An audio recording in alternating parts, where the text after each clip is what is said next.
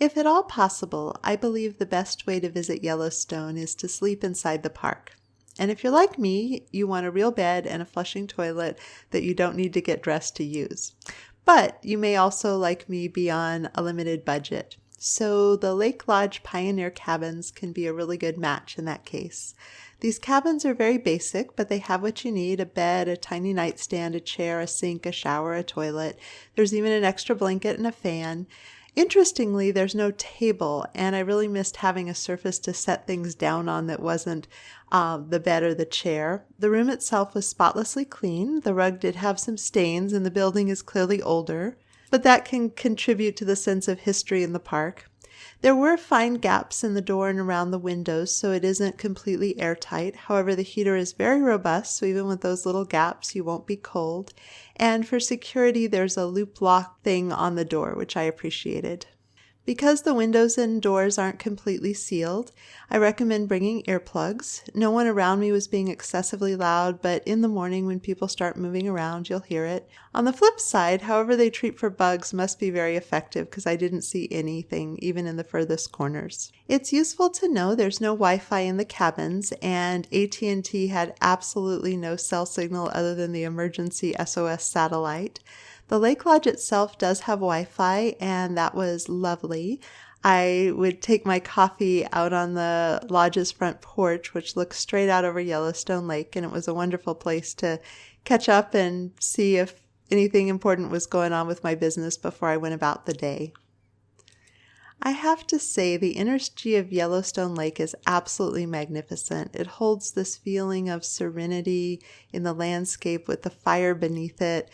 There's inspiration here and also deep peacefulness. I loved getting to sleep right in the park, then step outside and feel so immersed in the place, especially later in the day when many folks staying outside the park have headed to their hotels.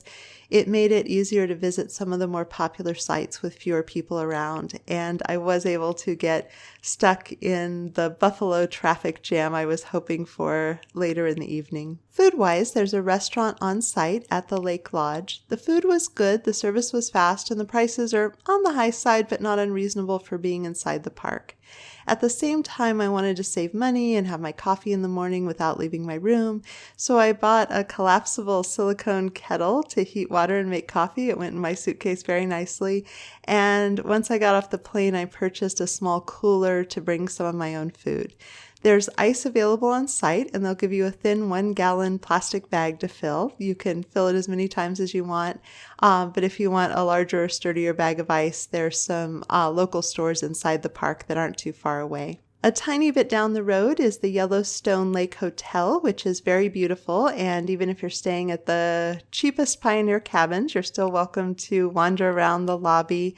However, if you want to eat in the restaurant, you probably need reservations. I checked in both times and they had absolutely no availability same day to get in and eat at the restaurant. But it's a beautiful building with lovely views, but I would argue that the Lake Lodge associated with the Pioneer cabins actually has a better, nicer place to sit and look at the lake.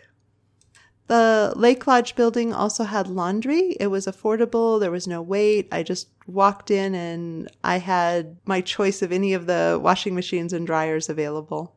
Overall, I think these cabins are one of the best budget-friendly ways to have a bed, a private bathroom, and be inside of Yellowstone. I do want to note it's wise to book early. Reservations open a year in advance, and because the Pioneer cabins are among the most affordable in-park options with a bed and a toilet, they sell out fast. So if you're willing to accept bare and basic in exchange for location and value, I think it's a great deal. I certainly love my stay. I'm Katie Weatherup, and you can learn more about me and my work at handsoverheart.com.